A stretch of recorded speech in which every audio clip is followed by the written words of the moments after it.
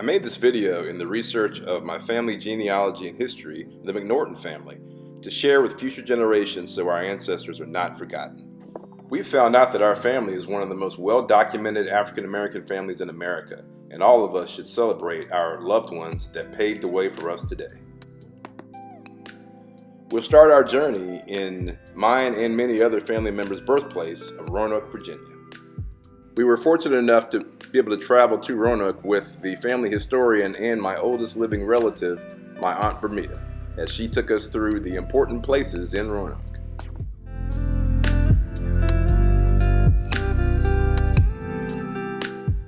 We're in Roanoke, Virginia at Lucy Addison High School, the high school that I attended. And oh, by the way, I was valedictorian. Yes, and then, of course, my brother, your father, Yep. Albert Ronald Wagstaff. Also, he was 2 years behind me. So yeah, this is our school. We only had one school back in those days because of segregation. Yep. So this was it. Everybody who was black in Roanoke attended Addison High School, and that was it, our choice. But one thing about it, our teachers really cared about us, cared that we learned, and really guided us as far as our careers. So those who were, as they said, college material, then you definitely were encouraged, and your parents were encouraged, and the counselors, the Moores, especially the husband, who was a math teacher, he was also a school guidance counselor. So he told my parents they were about to send me to North Carolina to a diploma school where Aunt Mac went to school to be an RN. And he told my parents, he said, oh no, in this day and time, this is the 60s, he said, she needs to go to a university program to get her RN and her bachelor's degree. So they followed his advice. Otherwise, I'd have been in North Carolina getting a 3-year diploma. So that was instrumental in me going to Hampton University, was the guidance that my parents got from him, from Mr. Moore.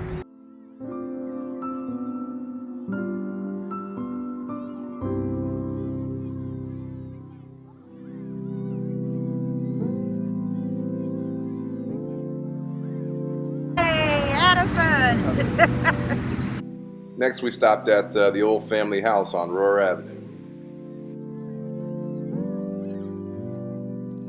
This house was built in the 30s. Probably in the 30s. Early mid-30s. There's some steps that go upstairs. These steps went upstairs. Remember those steps? See, the kitchen is back there. There. Yeah. This was the house. The OG house, right? This is it. This is it. Yeah. While you were here with them 5 years. Mother. Your grandmommy. Sitting out on these steps reading books. Reading books. Reading books. Your grandmother, the teacher, had everybody read. Reading books. That's it. Yes, she did. Yeah.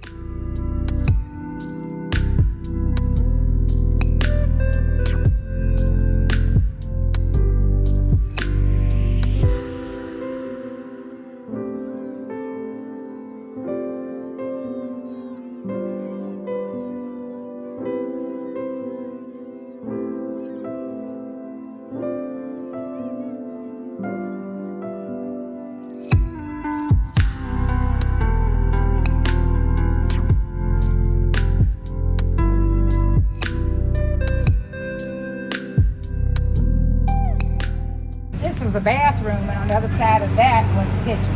On the other side of that. And then there's a bathroom up there at that window. That was a bathroom up there too. What was back there? Well, back here is where your grandfather had It was a shed. They took it down. It was a shed, yeah. The shed, yeah. He had, he worked on televisions and radios. Yeah. And so that was his shop for fixing things.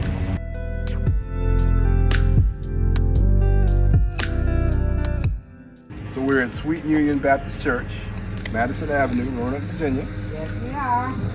And oh, wow, look at that. Sweet Union Baptist Church, 1913, 1919, remodeled, 1951. Now, William Gilbert, pastor. Was he the pastor? I was a child, and Reverend William Gilbert baptized me when I was a child, and Ronald, yeah, your dad, he baptized us. Reverend Burton came after. Reverend Burton, that's Reverend right. E.T. Burton Right. came after Reverend Gilbert passed. Okay. So he was a minister here for a very, very long time. And so all of our relatives in this area, Roanoke area, we attended same church, because history, many generations back, our people have always been Baptists, whether they're in Christiansburg or Roanoke or wherever. Yeah. We've always belonged to Baptists. We've been Baptists for many generations. We made a quick stop on Henry Street, where my grandfather owned businesses. Bar with grill and everything, and he cut this hole in the wall. The last stop of the day was at C.C. Williams Memorial Park in Roanoke, where my grandparents were buried, and I'm sure most of the black people in Roanoke.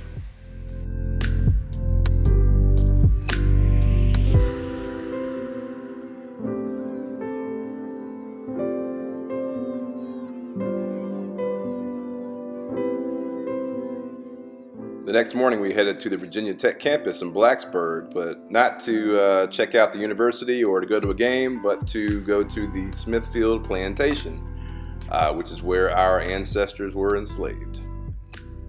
And so the children were then raised often at Monticello when Jefferson was there. And so that seems to be the source of, like I said, dozens of free people of color named Carr in Albemarle County. Wow. I don't know Zachariah's parents. Okay. His descendants, who still live in Christiansburg, in fact, actually they're the ones who gave me this picture. Right, yeah. Wow. The family believed that Zachariah was a descendant of one of Jefferson's nephews, one of the Carrs, but we can't prove it. That's Charles Schaefer, who was the man that the church is now named for. This gentleman is James T. Carr, who was Zachariah's son, and he's the one that's on the cover of the book. And then this is his son, Ladona, who at this point, I don't know exactly when the picture was taken, probably the mid-1890s. Ladona would have been in his 20s at that point. And he was already these were the deacons of what was then called Memorial Baptist Church, and is now Schaefer Memorial Baptist Church up in Christiansburg. Yeah.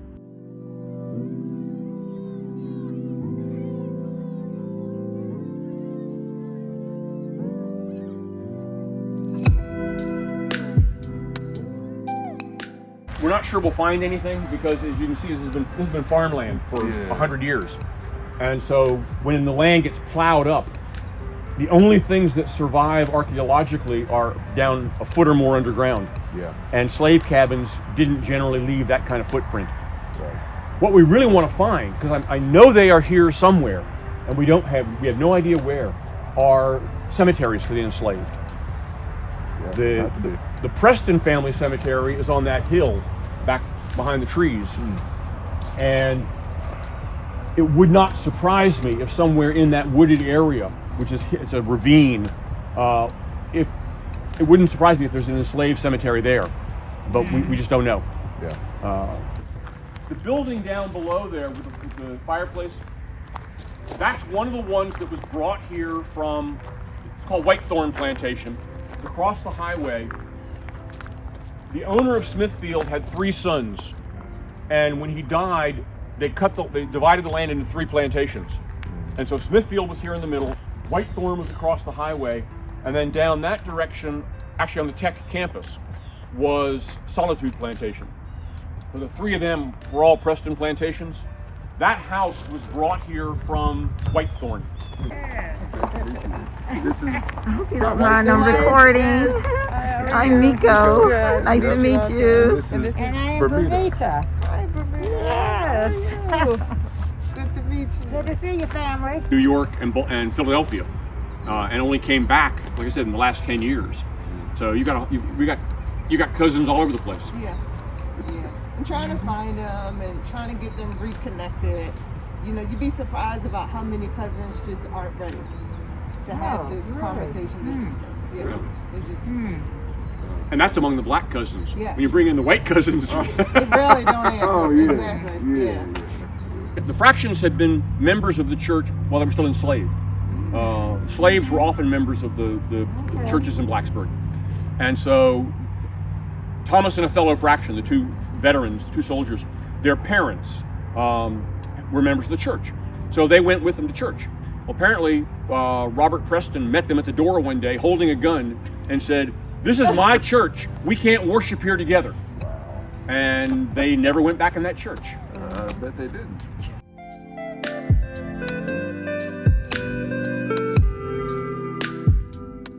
House is still standing and it's original. What's missing is there would have been dozens of buildings around us.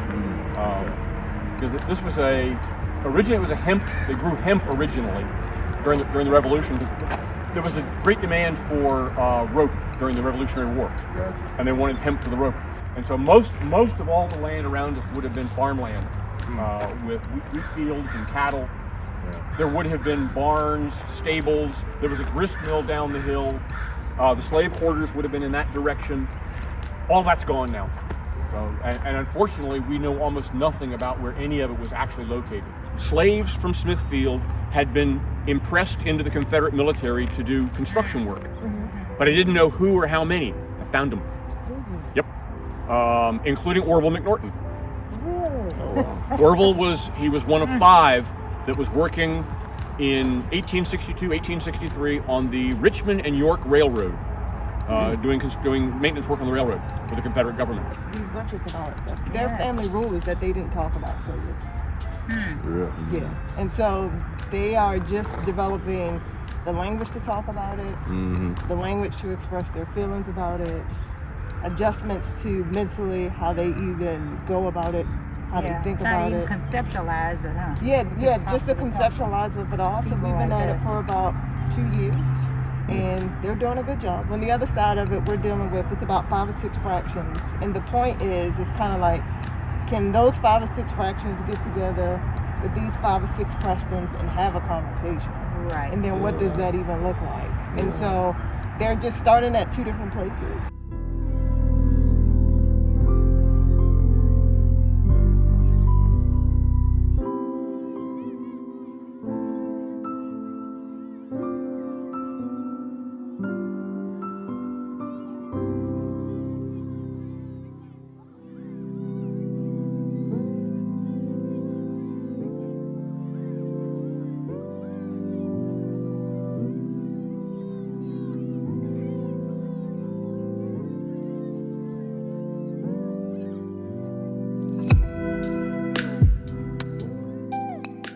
There were some McNortons that were here, there were some McNortons that were down at Solitude.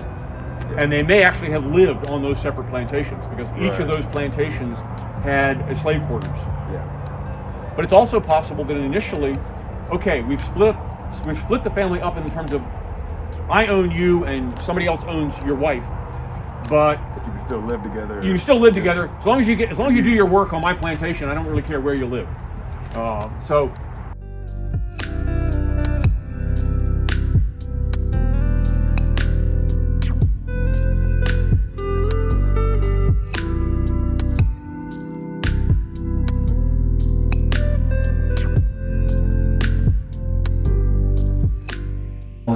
And Solitude, and then we're in the middle, but that's the whole plantation originally. Several times, 1806, 1816, all the siblings came together with a list of the enslaved people and divvied them up. And I suspect it was in this room. This was definitely hard to see, but in a room with all this beautiful china and furniture, it was nice to see the reality of the situation.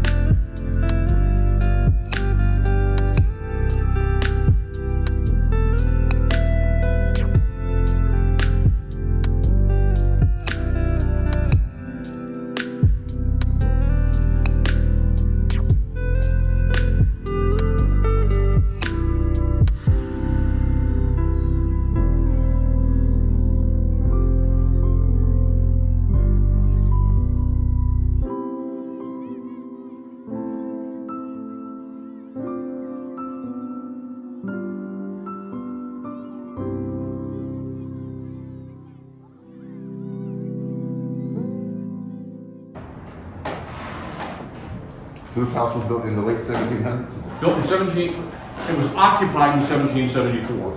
So probably built between 1772 and 1774.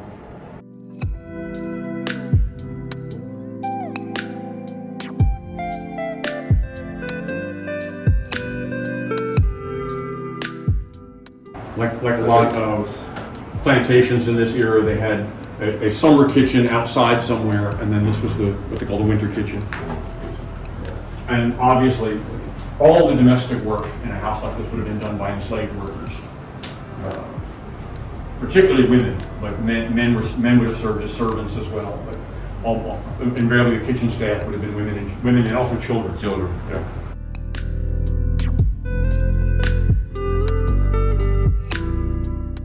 There's a couple of rituals out there. It's like when I come in here, I always do this, and this is original. Yeah. Yeah. This is original.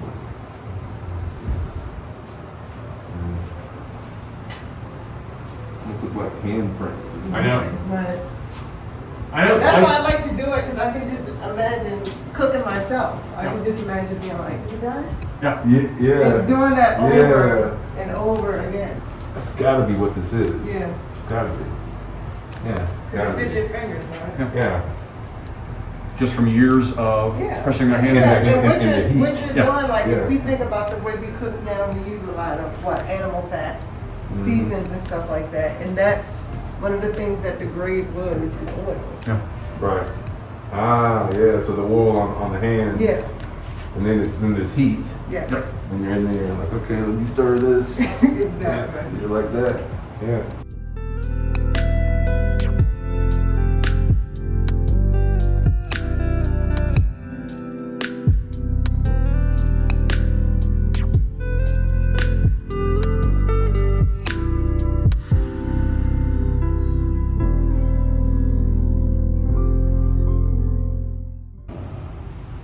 There's Catherine McNorton right there. Okay. It's 1806. Ballard McNorton. And Harrison was a grandchild of William and Catherine. Flora is a McNorton. And on the other side, and Judah was a McNorton. And over on this side, there's William, who was Catherine's husband.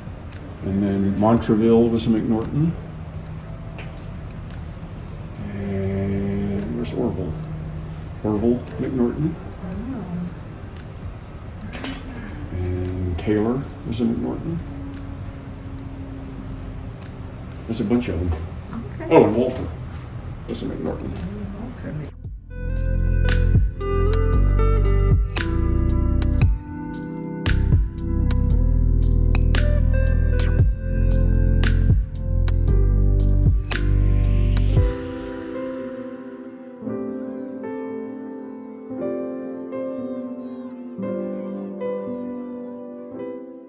So I don't know which one he is. They're just all listed in alphabetical order. But What was his name? There's McWheeler Campbell right there. McWheeler Campbell. Okay. All right, let's see. Where's he coming? Robert McNorton had a daughter named Elizabeth. So that would have been a aunt of yours or great aunt of yours. Elizabeth married a man named Hugh Campbell. Hugh Campbell, I know the name. Okay. Hugh Campbell. Their I sure do. their son, McWheeler Campbell, was a Tuskegee Airman. Wow. This is the location where our enslaved ancestors gathered away from their white enslavers for celebrations, worship, comfort, and merriment, the joy that gave the tree its name. The Merry Oak was unfortunately claimed by a storm in spring of 2021, but it is still an important historical landmark for our family.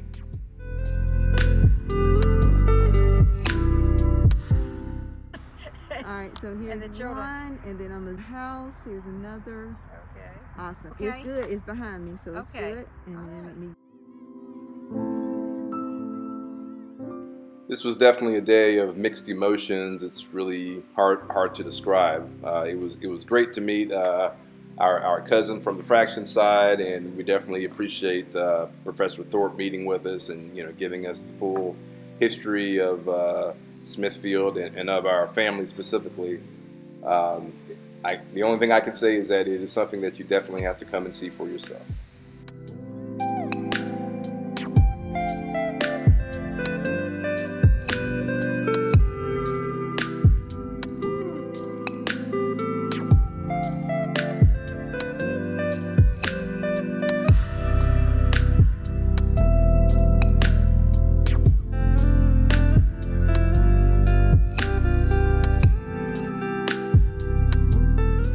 Our last stop of the day took us to our family cemetery in Christiansburg, Virginia, which we actually had to have help to find, which was kind of sad, but at least now we know where it is. Hello, McNorton. Somebody, McNorton, right here. Got McNorton McNorton. all in here. Wow, Cutler, McNorton. Ida McNorton. Dad, 1 year old. Oh, baby.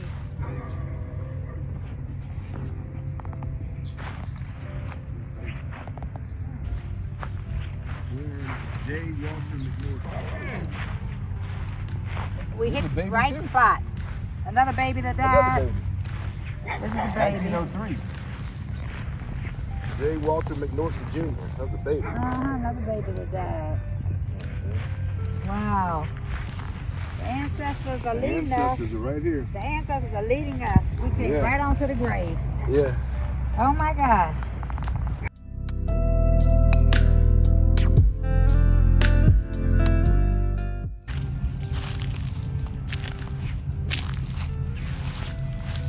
Arthur County. 2018. Yeah. Double up here. Yep, related to these. All right, I'm gonna keep searching. Okay. I'll let you know. Because you looked all over there, right? Over Yeah. here. Uh, Where did you stop walking? And the kids. She graduated from Hampton University. I said, wow. You Yes. stayed at her house. I stayed at her house, and a couple of my classmates too, because she didn't have places for us to stay, black folks to stay in Richmond. So we had to do 2 days of testing. Stayed at her These are the OGs right here. The tail sounds familiar too. Yeah, it does, doesn't it? That sounds familiar. That's a But baby. Viola, absolutely. Sweet lady. That's like 1840. But yeah, but I hope this was informative, inspiring, and uplifting, and I will definitely say that this will not be the last video to come out, so we will definitely see you next time.